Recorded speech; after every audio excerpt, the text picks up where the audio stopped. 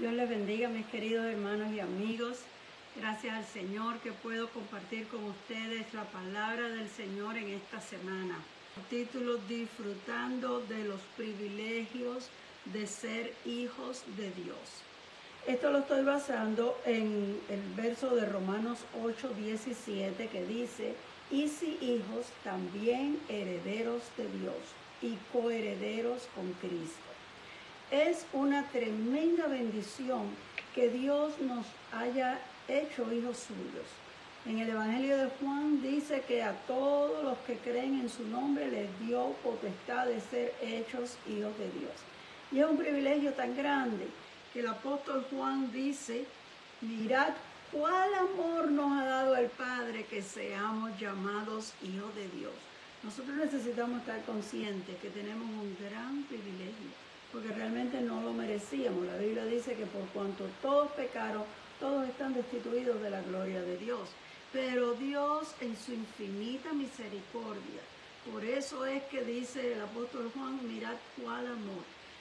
El que Dios nos acepte como sus hijos es una demostración del amor de Dios, que está explicado en ese verso tan conocido y tan amado de todos nosotros, Juan 3:16, que dice: porque de tal manera amó Dios al mundo que dio a su Hijo unigénito, para que todo aquel que en Él cree no se pierda, mas tenga la vida eterna. Así que es la demostración del amor de Dios. Pero ahora, al hacernos sus hijos, eso envuelve otros privilegios más. Y el primero que está aquí mencionado dice que somos herederos de Dios. Bueno, una herencia es algo que los padres le dejan a sus hijos. La herencia es algo que ellos trabajaron. Nosotros no hemos hecho nada, nosotros la recibimos de nuestros padres. Es algo que nuestros padres lograron con su esfuerzo, acumularon a través de muchos años, y cuando ya ellos van a pasar de esta vida, la entregan a los hijos. Bueno, algunos hijos tienen la bendición de tener padres que les pudieron dejar una herencia material buena. Vamos a decir, quizás alguna cantidad de dinero que tenían guardado en el banco, o quizás propiedades, casa, finca, carro, un camión, quién sabe, cosas, joyas, prendas de valor que los padres dejan. Y si los hijos son varios, ellos pueden poner por escrito qué es lo que ellos quieren que cada hijo reciba. Y la herencia siempre se recibe después de la muerte de los padres. Quizás algunos padres desean ellos mismos entregarla, y cuando ellos ya se sienten que ya están cerca de sus últimos días, comienzan a llamar a sus hijos y les dicen: yo quiero darte esto, yo quiero que tú te quedes con esto. Pero generalmente es después que los padres mueren que se reparten las herencias. Pero aunque nosotros no todos hayamos tenido el privilegio de que nuestros padres nos dejaran una herencia material, todos recibimos herencias morales que vienen a ser, por ejemplo, la fe de nuestros padres. Lo que ellos creían, ellos nos lo enseñan a nosotros. Si ellos estaban en una fe que era correcta, en el único Dios verdadero, pues nosotros desde pequeños aprendemos a conocer y amar a Dios. Pero algunos de nuestros padres estaban quizás en religiones extrañas o que no eran correctas, pero ellos la seguían porque eso era lo que ellos conocían y era lo que ellos creían. Y ellos enseñan eso a sus hijos. Y en algunas ocasiones, algunos de nosotros hemos tenido que tomar una decisión, y aunque esta haya sido la religión de mis padres o la fe que mis padres tenían, yo entiendo que hay solo Dios y me entrego mi vida al Señor para servirle. No hay nada de malo en uno dejar la religión de sus padres. Si entendemos que la religión o la fe que ellos tenían no estaba correcta, no los estamos deshonrando por eso. Sencillamente estamos honrando a Dios sobre todas las cosas para aceptar la fe y creer en el Señor. También hay otras cosas que heredamos, y son las costumbres. Ahora que se acercan los días de fiesta, muchas veces nosotros celebramos los días de fiesta en la forma en que nuestros padres lo hacían. O hacemos ciertos platos de comida, que es la receta de la abuelita, que es lo que mi mamá siempre cocinaba, Y nosotros queremos preservar esas costumbres porque eso es lo que hicimos toda la vida y nos trae algo de gozo poderlo continuar. Esas costumbres pueden ser buenas, pero puede que no sean muy buenas, y nosotros como adultos tenemos que evaluar cuáles costumbres y cuáles tradiciones nosotros quisiéramos que nuestros hijos continúen y cuáles no son las mejores y las ponemos a un lado y no las continuamos. También están los hábitos. Hábitos es algo que uno se acostumbra a hacer y a veces es como difícil de cambiar.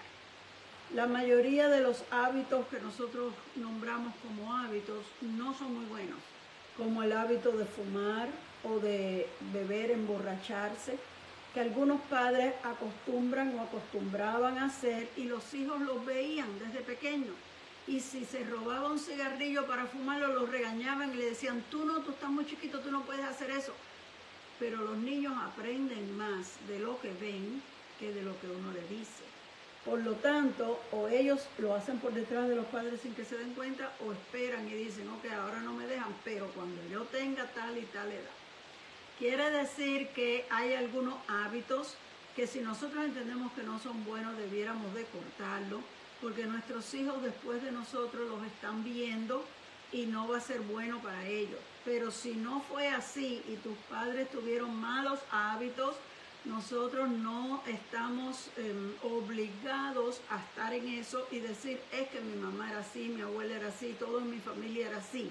No puedo justificarme con la actitud o el comportamiento de los padres para yo repetir hábitos que no son buenos. Hay otros hábitos que también se pasan de generación a generación, como el de mentir. Hay personas que mienten mucho y los hijos se acostumbran y aprenden a mentir también y se dan cuenta que a veces les conviene para salir de un problema o para no enredarse en un problema, mentir y escapar de la situación. A veces se hace ocasionalmente, pero hay personas que ya tienen el hábito de mentir, que realmente mienten para todo, por cualquier razón, a veces sin necesidad, a veces en cosas que ni siquiera son importantes, pero están tan acostumbrados a mentir que continuamente están inventando razones, inventando cuentos, inventando historias y no son realidad. Y eso lo traspasamos a la próxima generación. Nuestros hijos aprenden esas cosas. Otro mal hábito es robar, coger lo que no es suyo. Y a veces uno dice, bueno, yo nunca he asaltado un banco. No, pero a veces nos llevamos algo de la oficina del trabajo y lo traemos para la casa. Nos llevamos algo de casa de una persona sin que se dé cuenta y lo traemos. Esos malos hábitos se traspasan de padres a hijos también.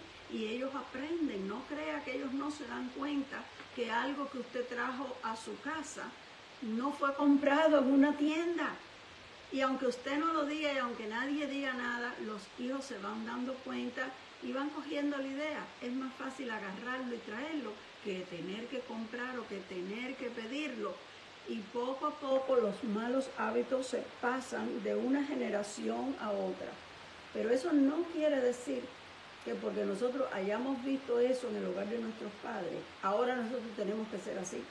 Porque esas son herencias familiares, podemos llamarle así, pero eso se puede reprender en el ámbito espiritual. Nosotros podemos orar a Dios por eso, porque es como una inclinación. El hábito es una cosa que el cuerpo como que lo quiere hacer, la carne quiere hacer eso. Pero nosotros podemos romperlo en el ámbito espiritual, orando y reprendiendo toda clase de herencias espirituales. Hay veces que nosotros hemos heredado cosas que no son buenas de nuestros antepasados y nosotros no podemos justificarnos diciendo, mi mamá era así, mi abuelo era así, mi papá era así, todo el mundo en mi familia era así y por eso es que yo soy así. No, eso no es excusa delante de Dios. Realmente tenemos que tomar autoridad en el Espíritu y someternos a Dios, como dice la palabra del Señor. Una vez que hemos conocido al Señor, tenemos que vivir de acuerdo a la palabra del Señor y someter nuestra vida a lo que dice el Señor y a lo que nosotros sabemos que Dios espera de nosotros. Pero cuando el apóstol Juan dice que somos herederos de Dios, la herencia que Dios nos deja es mucho más excelente que cualquier herencia que nuestros padres nos hayan dejado. Si nosotros estamos pensando que hemos recibido una buena herencia, nuestros padres nos dieron una buena fundación cristiana, nuestros padres nos dieron un buen ejemplo y hemos heredado buenas cosas. Si usted puede decir, bueno, mis padres me dejaron una cierta cantidad de dinero y eso me ayudó para comenzar cuando yo estaba empezando, bueno, eso todo está muy bueno. Pero la herencia que Dios nos ofrece es mucho más excelente y comienza con la vida eterna. La vida eterna quiere decir que nosotros viviremos para siempre.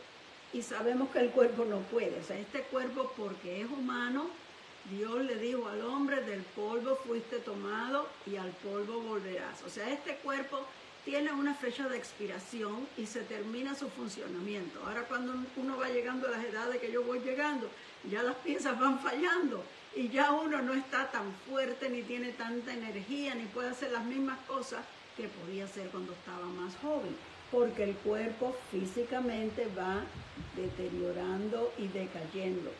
Pero dentro de este cuerpo está la verdadera persona. Ese espíritu y esa alma que Dios puso en nosotros cuando dio el soplo de vida, eso es lo que no muere. Y el Señor Jesús dijo, el que cree en mí no morirá eternamente. Cuando nosotros hemos creído en el Señor, ahí aceptamos la salvación, aceptamos toda la herencia de Dios que incluye la vida eterna. Es una vida que vamos a vivir en gloria con el Señor, donde no habrán problemas, no habrán enfermedades, no habrán dolencias y nosotros viviremos para siempre felices, voy a decir, en una eterna juventud. Porque tengo entendido que cuando salimos de este cuerpo, ya no somos de la edad que éramos. Porque en el cielo no hay tiempo. Ahora somos de una edad perfecta, salud perfecta. Si usted aquí tenía algún defecto físico, como algunas personas que tienen un brazo que no pueden usar, una pierna que no está bien, un ojo que no ve bien, o dos ojos que no ven bien, cualquier defecto que uno tenga, allá en el cielo usted no necesita espejuelos. Allá en el cielo no hay que usar muleta, allá en el cielo no hay silla de ruedas, porque todos los que llegan allá tienen salud perfecta y su cuerpo es perfecto. Así que la vida eterna no es como la vida aquí. La vida en este mundo a veces es tan dura y tan difícil, se sufre y se pasan dolores físicos y dolores emocionales. Pero allá es una vida de gozo completo, perfecto. Esa es una de las cosas más bonitas acerca de la herencia que Dios nos da. Y lo interesante es que aunque la vamos a disfrutar en completa plenitud cuando lleguemos allá, nosotros aquí en la tierra lo podemos disfrutar parcialmente. Digo parcialmente porque estamos sujetos a un cuerpo que está sujeto a cualquier debilidad humana. Pero una vez que le hemos entregado al Señor, nosotros podemos tener dentro de nosotros paz y gozo, porque el Señor nos los da internamente. Quiere decir que aunque tenemos problemas, no quiere decir que uno nunca va a estar triste, que todo le va a salir bien, que nunca va a tener problemas. Ese no es el asunto.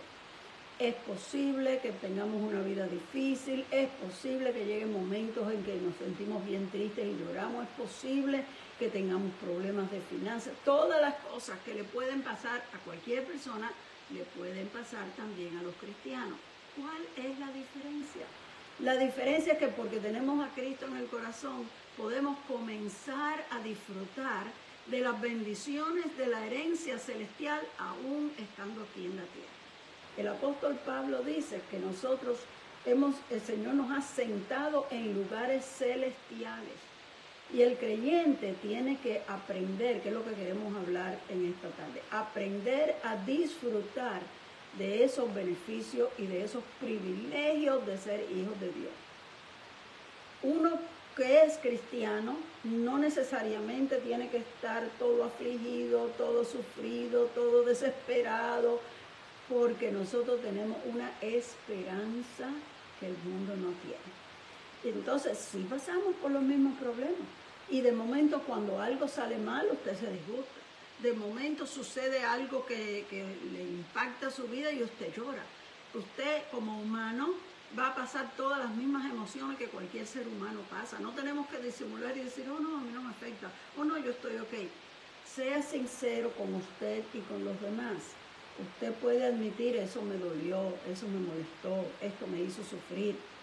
Podemos ser sinceros, pero no podemos quedarnos en ese sufrimiento, quedarnos en esa frustración, quedarnos en esa preocupación por qué va a pasar, esa ansiedad. Necesitamos traer nuestras ansiedades al Señor sabiendo que Él tiene cuidado de nosotros. Tenemos que traer nuestra tristeza al Señor, depositarla a los pies del Señor como hicieron Marta y María. Porque el Señor comprende nuestro sufrimiento. El Señor no es exigente de cosas que nosotros no podemos hacer. Dios sabe que somos humanos. Por lo tanto, la Biblia dice que Dios es paciente para con todos, misericordioso y clemente, porque dice en el Salmo 103, Él se compadece de sus hijos porque Él se acuerda que somos polvo. O sea que cuando el Señor lo ve que usted está triste, cuando el Señor lo ve que usted está preocupado, cuando el Señor lo ve que usted está frustrado porque todo le sale mal, Él se recuerda que usted es un ser humano y por eso le pasan esas cosas. Y tiene paciencia. No se frustra a decir, pero ay, ¿cómo es posible que a estas alturas ya tú debieras tener más madurez que eso? Tú no debieras ni de llorar, tú no debieras ni de preocuparte, Dios no es así. Dios se compadece de nuestra condición porque sabe que somos humanos y con mucha paciencia nos da palabras de ánimo. Dice, no temas, yo te ayudo. Dice, toma mi mano, yo te voy a sostener, te parece que no puedes más. Es verdad, a lo mejor no puedes más, pero como yo te voy a sostener, tú no te vas a caer. Y así es que nosotros como cristianos podemos alcanzar la victoria siempre. Ahora voy a mencionar una historia que nos ayuda a ver cómo uno puede, a pesar de ser hijo, no darse cuenta y no disfrutar de estas bendiciones. Y es la historia del hijo pródigo. En esta historia se menciona que había un padre que tenía dos hijos. Los dos él los crió de la misma manera. Los dos les enseñó las mismas cosas. A los dos les dio las mismas instrucciones. Pero cada hijo tiene una personalidad. El mayor resultó ser un joven responsable y obediente. Él decidió hacer lo que su padre le decía. Él decidió trabajar en la finca y darle el apoyo completo que su padre necesitaba. El menor, pues, era medio, como nosotros decimos, medio loquito. Y lo que quería era estar jugando y disfrutando. No le gustaba trabajar. Y tan pronto se hizo joven, él empezó a pensar que la vida, había que disfrutar la vida. Y tuvo el atrevimiento de ir un día a su padre y decirle, padre, dame la herencia que me corresponde. Eso es una falta de respeto, porque la herencia, como dije al principio, es algo que los padres van a entregarle a los hijos cuando ya ellos están cerca de la hora de la muerte, o que lo van a dejar escrito en un testamento para que se reparta entre los hijos después que ellos hayan muerto. El venir de frente y decirle, dame mi herencia ahora, es una falta de respeto. Pero el padre fue más sabio y en vez de discutir o de negársela, él podía haberle dicho, no hijo, todavía no te toca, tienes que esperar unos cuantos años más. Y fíjate que yo estoy tan fuerte como tú, así que van a ser muchos los años que vas a tener que esperar. No le dijo nada. Y ok, eso es lo que tú quieres, pues ven. Llamó al mayor también, porque la Biblia dice, y les repartió los bienes. Llamó al mayor y le dijo, ok, mira, vamos a hacer esto, esta es la herencia, esto es lo que a ti te toca y esto es lo que a ti te toca, ahí está. El mayor, como hijo responsable, no hizo nada con lo que a él le tocaba, lo dejó ahí porque sabía que no era el tiempo todavía.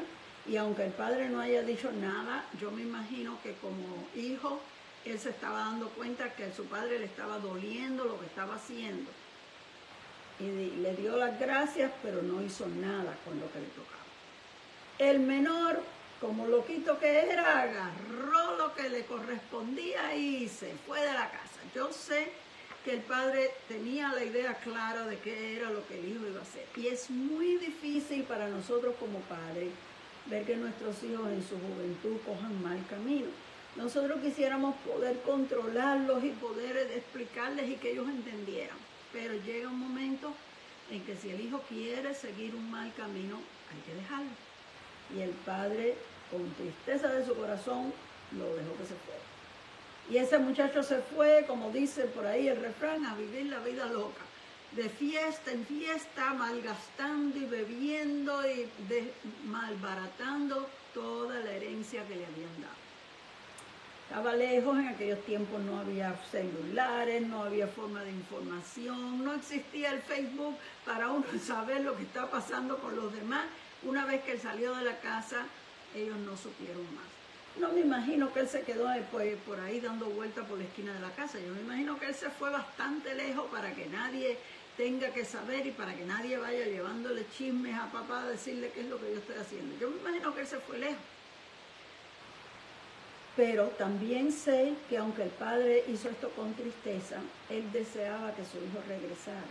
Porque la Biblia dice que aquel día que regresó, su padre lo vio desde lejos. Quiere decir que posiblemente todos los días él miraba por aquel camino donde el hijo se fue, pensando, ojalá regresara hoy. ¿Cuándo regresará mi hijo? Como todos nosotros los padres sufrimos cuando vemos a alguno de nuestros hijos haciendo mal. Pero nosotros necesitamos coger el ejemplo de este padre y tener un corazón perdonador. En vez de guardar resentimiento, orar a Dios por ellos, que Dios tenga misericordia y que le abra su entendimiento para que ellos puedan recapacitar. Porque en la continuación de esta historia, resulta que el muchacho después que gastó todo lo que tenía, así que pasó bastante tiempo, no creo que lo gastó en una semana o dos, pasó tiempo. A veces tenemos que esperar el tiempo de Dios. Y nosotros nos desesperamos y decimos, pero ¿por qué no está pasando si yo estoy orando? Dios no obliga a nadie. Esperemos, pero tengamos fe. Nunca dejemos de orar por nuestros hijos, por mal que lo veamos, aunque nos parezca que no tienen remedio, aunque nos parezca que no le entran ni las balas de las ametralladoras. Sigue orando, que Dios es más poderoso que toda fuerza del enemigo. Sigue reprendiendo las ataduras y los vicios, las cosas que puedan estar en las vidas de tus hijos o de tus nietos, y sigue esperando con fe que algún día ellos van a recapacitar. Este muchacho, cuando se le terminó todo y empezó a darse cuenta que los amigos nada más se acercan cuando tú tienes dinero, pero cuando a ti te hace falta todo el mundo sale corriendo. No hay amigos cuando tú no tienes dinero, porque ellos no eran amigos tuyos, ellos eran amigos de tu dinero, ya no lo tienes. Entonces empezó a tratar de buscar trabajo, no conseguía nadie que le diera trabajo. Al final se tuvo que ir a cuidar cerdos. Para los judíos, el cerdo era un animal inmundo, así que ese trabajo era un trabajo despreciable. Y ustedes saben, los que han sido de campo, que los cerdos forman un ambiente y un olor desagradable. Así que el trabajo único que pudo conseguir era un trabajo muy desagradable. Y a veces que nuestros hijos tienen que llegar hasta el fondo del saco, como dice el refrán, para poder abrir sus ojos y darse cuenta de la realidad. Y resultó, porque el muchacho, cuando se vio en esa condición, empezó a pensarlo bien y dijo, mire, ni los empleados de mi papá lo están pasando tan mal como yo. Los trabajadores que mi papá tiene en su finca reciben mejor salario que lo que yo estoy recibiendo y no tienen que hacer la clase de trabajo tan sucio, asqueroso que yo tengo que hacer. Yo aquí estoy pasando hambre a pesar de que trabajo, me pagan tan poco que ni siquiera me alcanza. Y dijo, bueno, que voy a regresar. Se toma valor después que una persona se ha ido con un aire arrogante a decir voy a regresar, porque tenía que regresar humillado. Cuando el padre lo vio desde lejos, la Biblia dice que el padre corrió a recibirlo. O sea, él no esperó, él no se cruzó de brazos y dijo, yo voy a ver qué es lo que me va a decir este ahora. No, él corrió a recibirlo y le echó los brazos. O sea, su corazón se había ablandado y ya lo había perdonado, aunque el hijo no hubiera pedido el perdón. Ya deseaba que regresara, aunque el hijo todavía no había recapacitado, él lo estaba esperando. Cuando el hijo vino, él llevaba en su mente lo que él iba a decir. Él ya lo había estudiado, él había pensado, yo me fui de mala forma, le falté el respeto, pero ahora voy a llegar y le voy a pedir perdón. Lo primero que le voy a decir es, Padre, me doy cuenta que lo hice mal. Esa frase, he pecado contra el cielo y contra ti, quiere decir, yo sé que lo hice todo mal. Ofendí a Dios y te ofendí a ti también. Luego le voy a decir que no tengo ninguna expectación. Yo sé que no merezco que me trates como un hijo. En la forma en que yo te traté, me burlé, te falté el respeto, yo entiendo que yo no merezco recibir el trato de un hijo. Pero por lo menos déjame trabajar en la fin. Mire que antes él no le gustaba trabajar. Antes él no quería, le molestaba. Se fue de la casa porque no quería obedecer reglas, porque la mayoría de los jóvenes, cuando ya están un poco grandecitos, y grandecito es de 12 para arriba, no quieren obedecer, no se quieren someter. Les parece que uno es exagerado y que no debiera de ser así. It's not fair, es la frase más común en los jóvenes de ahora, cuando usted le dice que tiene que hacer algo. Aunque sea una bobería, recoger su cuarto, limpiar su cuarto. Eso es algo, y lo hacen zapateando y de mala forma. Ahora, el que no quería trabajar y el que se quejaba y el que daba patadas y tiraba puertas, le dice a su papá, permíteme por lo menos trabajar con los empleados de tu firma. Pero aunque él tenía planeado ese pequeño discurso para empezar, el padre no esperó ni que él lo dijera. La Biblia dice que le echó los brazos y lloró con él. Con todo, después de esos primeros minutitos, él dijo lo que él iba a decir. O sea, tuvo el valor, no dijo que bueno, ya no tengo que decir nada, no. Tuvo el valor de decir lo que él había pensado decir, expresar con sus labios que él se daba cuenta de que cometía su error. Por lo tanto, nosotros vemos que el arrepentimiento fue sincero. No fue solamente que vino por beneficio, ahora que no tengo nada, ahora vengo, qué gracioso. El hermano mayor podía decir, porque tú te fuiste, ahora yo tengo doble trabajo, qué gracioso, y ahora vienes como si no hubieras hecho nada. ¿Ves? Pero vino humillado, vino arrepentido, y el padre estuvo dispuesto a aceptar lo que su hijo le dijo. Enseguida el padre ordenó que se hiciera fiesta. Enseguida lo miró y vio que estaba con una ropa andrajosa porque venía trabajando con los cerdos malolientes, no tenía sus anillos en la mano, posiblemente lo había vendido todo para sacar algún dinero antes de conseguir el trabajo, porque para ganar dinero, y cuando ya no tenía más nada que pudiera vender, entonces empezó a trabajar. El padre rápido llamó a los sirvientes, búsquenme un traje nuevo, búsquenme anillo, que se vaya a bañar, que se vaya a peinar, a recortar, que vamos a hacer fiesta hoy. Llamó a otros de los empleados, váyanse a la finca, busquen el becerro, el más gordo que encuentren, y maten lo que vamos a hacer un banquete. Quiere decir que esos preparativos se tardaron horas, porque matar un becerro y cocinar coge horas. Más en aquellos tiempos que se cocinaba afuera en la leña, que eso se tarda mucho más que en las estufas, los microwaves y las cosas que nosotros tenemos hoy en día, que uno va a hacer la comida más sencilla, habichuela, pero usted la pone en una olla de presión y rápido se hizo. En aquellos tiempos todo había que cocinarlo a fuego lento. ¿Quién sabe? 4 o 5 horas de preparación y vamos a comenzar la fiesta. Ya todo está listo, todo está preparado, pero el hermano mayor no ha llegado. Yo me imagino que el padre acomodó en la casa a la familia, los que se van a sentar a la mesa. A lo mejor llamó a alguno de sus amigos o familiares, vengan que vamos a hacer fiesta hoy, mi hijo ha regresado. Yo estoy segura que él reservó un asiento, posiblemente al lado suyo, para su hijo mayor. Pero ese asiento estaba vacío, porque el mayor no estaba. El mayor estaba por la finca todavía trabajando, porque él era muy trabajador. Y eso es bueno, pero hasta un punto. Hay veces que somos tan y tan trabajadores, nos enfrascamos tanto en el trabajo que nos hacemos esclavos del trabajo. Y nosotros sabemos que hay que trabajar para poder vivir, pero no podemos vivir para trabajar. O sea, nuestra vida no se puede convertir trabajo. ¿Sabe por qué? Porque a lo mejor si usted trabaja más, gana más, pero se agota más. Y cuando el cuerpo físicamente se agota, usted mental y emocionalmente no está bien. Cuando usted está cansado, usted se pone de mal humor por cualquier cosa. Cualquier cosita que pase y usted se irrita fácilmente porque su cuerpo está muy agotado. Que es bueno trabajar para el Señor y es necesario que nosotros trabajemos para el Señor.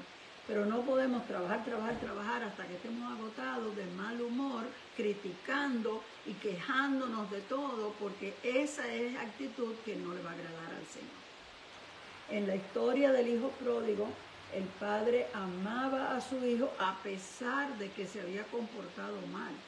Y cuando ese hijo regresó, él estaba dispuesto a darle lo que no se merecía. Y eso es lo que Dios ha hecho con nosotros. Nosotros no nos merecíamos ninguno de estos privilegios, pero Dios nos los ha dado. Y nosotros necesitamos disfrutar. No podemos volvernos a trabajar, que trabaja. Terminando la historia, que es lo principal que yo quería hablar hoy. Cuando llegó este hijo, oyó, dice que desde que vino acercándose a la casa, oyó la música y dijo, ¿qué es lo que está pasando aquí? Y uno de los empleados le dijo, oh, tu hermano regresó y tu padre mandó que preparáramos un banquete para celebrar que tu hermano regresó.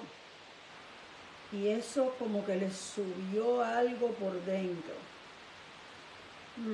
No lo puedo creer que el sinvergüenza ese regrese y mi padre haga fiesta. Lo que debía era de darle una carga de palo y mandarlo a quién sabe a dónde. No, pues yo no voy a entrar ahí. Entonces el empleado posiblemente le dijo, tu padre dijo que tan pronto te viéramos, que te dijéramos que entres.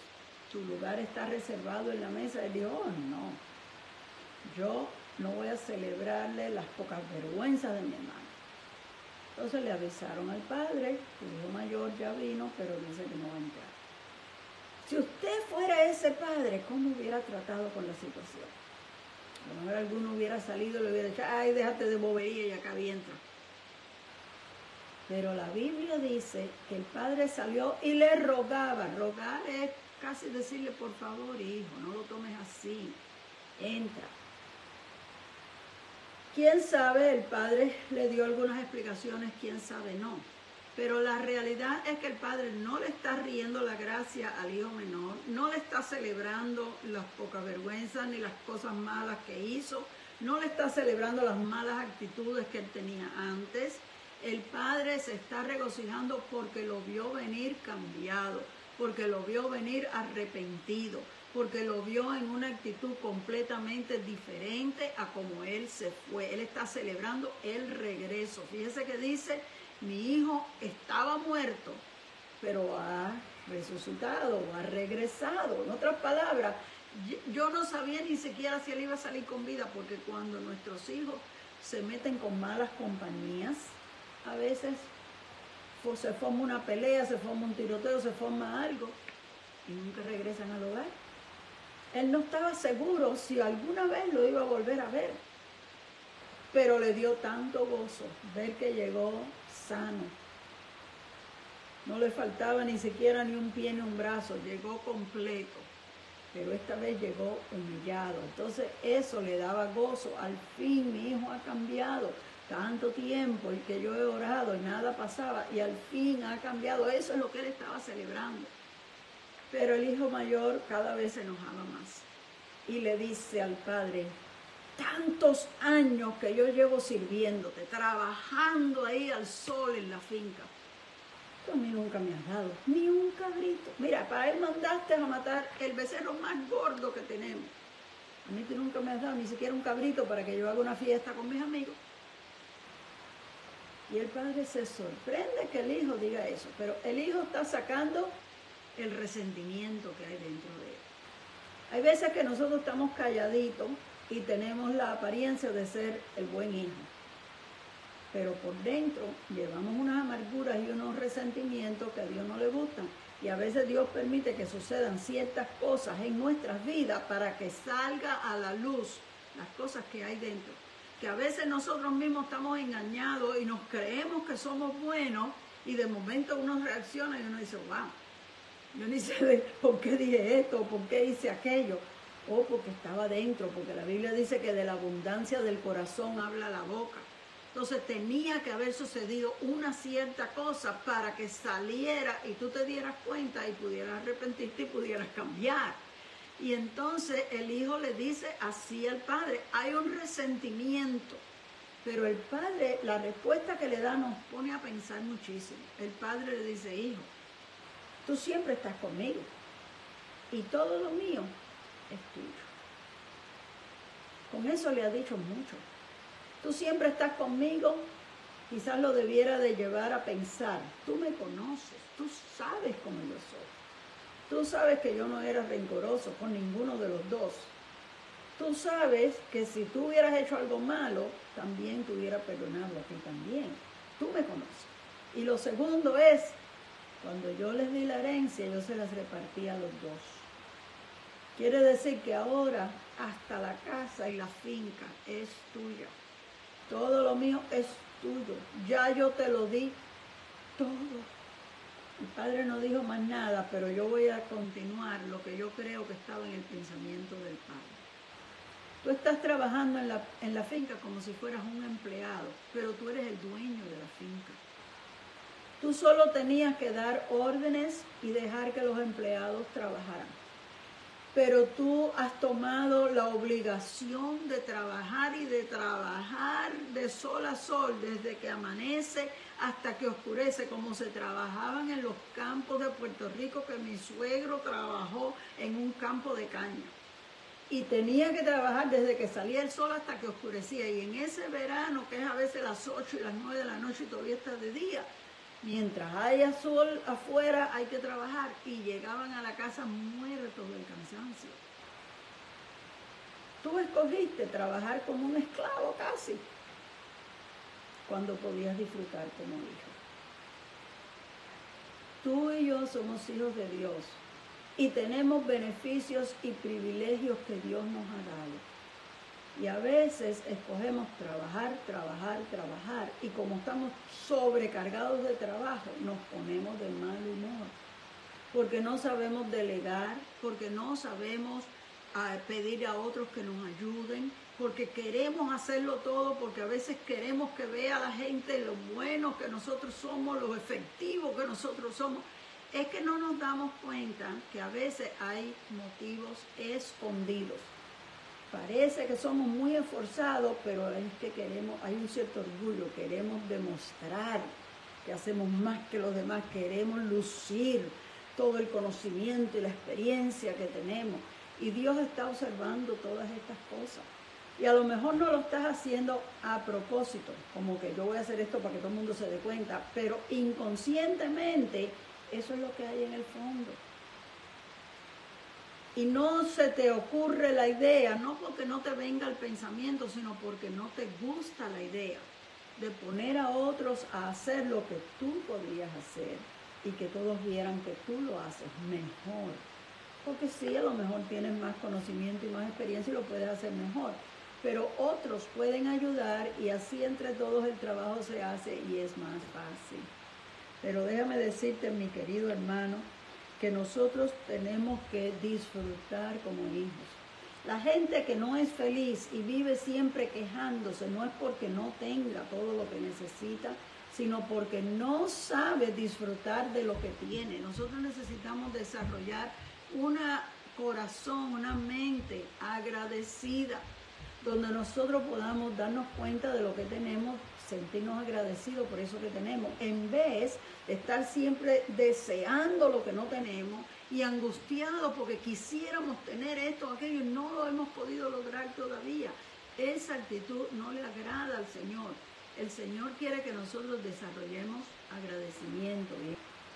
Ser agradecidos es disfrutar de lo que Dios te ha dado y es valorar esas bendiciones y en torno darle gracias a Dios por ella y tratar de vivir en paz con la gente. El hijo mayor estaba pasando por alto que él lo tenía todo, pero no lo estaba disfrutando porque nunca supo cómo hacerlo.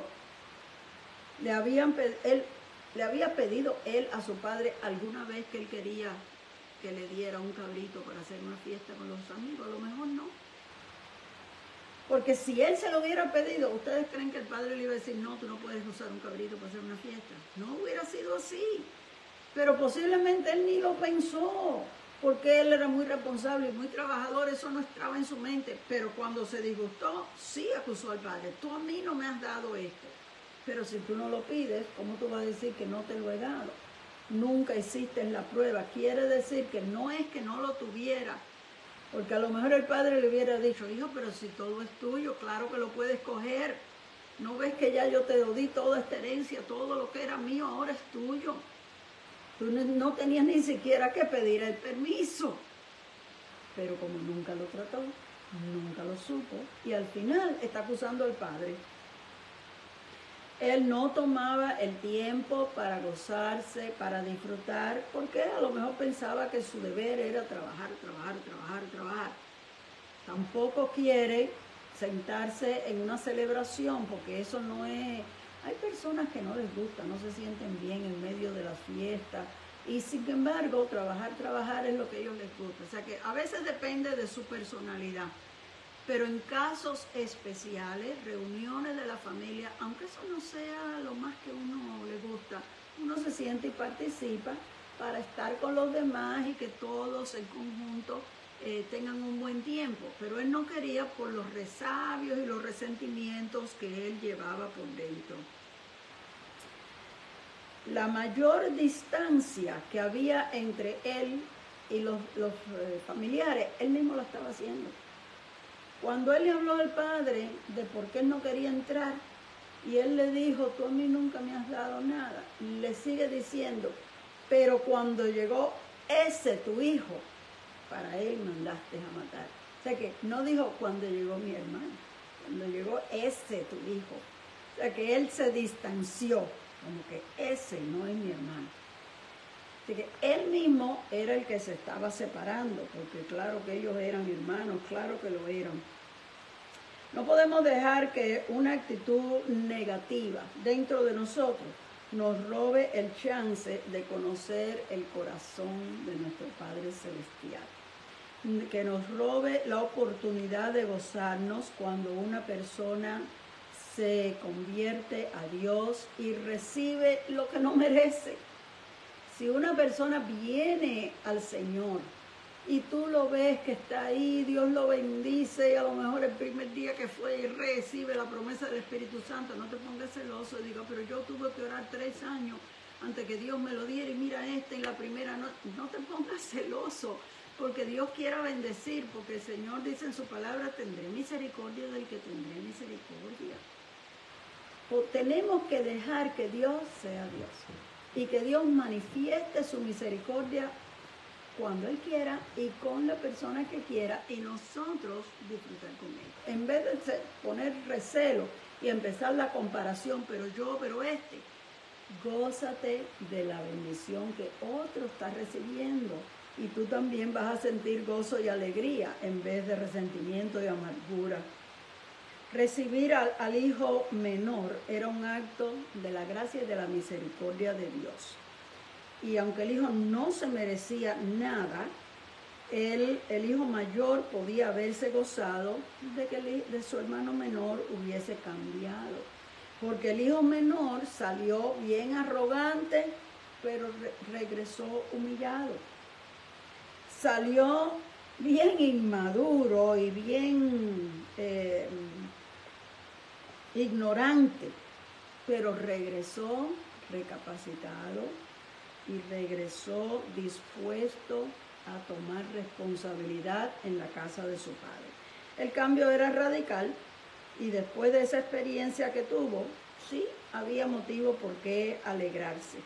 Hoy Dios nos recuerda que como hijos tenemos unos privilegios hermosos, que no podemos abusar de los privilegios como hizo el hijo menor y malgastarlo, pero tampoco irnos al extremo de no disfrutar nada y solo trabajar para cumplir deberes. La vida cristiana no es un cumplimiento de deberes. Tengo que hacer esto, tengo que hacer aquello, la Biblia dice o Dios exige de mí, yo tengo, sino que nosotros debemos servir a Dios por amor y por agradecimiento a todo lo que Dios hace por nosotros. Tiene que haber un balance entre el servicio y la adoración.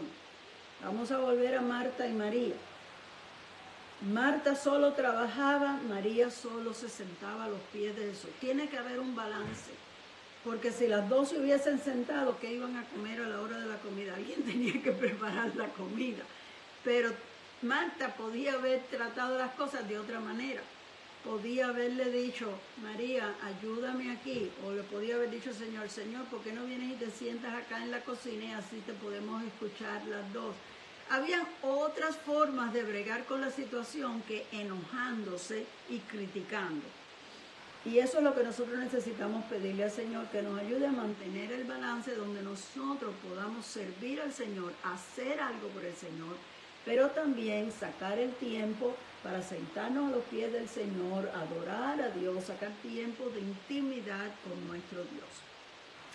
Y no podemos dejar que el sentido del deber y de la obligación nos ciegue y todo se vuelva en trabajar y en cumplir los deberes. Tenemos que tomar también el tiempo de disfrutar de estas bendiciones y así nosotros vamos a descubrir que la vida cristiana es bella, que vale la pena servirle al Señor, que hay privilegios hermosos, que podemos sentarnos en lugares celestiales, que cuando tú vienes a los pies del Señor, como María que se sentaba, tú sientes la presencia de Dios, y aunque todavía no hemos llegado allá, aquí en la tierra tú sientes un gozo y sientes algo tan hermoso que te parece que no estás en la tierra, te parece que estás en los lugares celestiales con el Señor, ¿no? Dios me lo bendiga, que pasen un lindo día de acción de gracias con su familia. Bendiciones.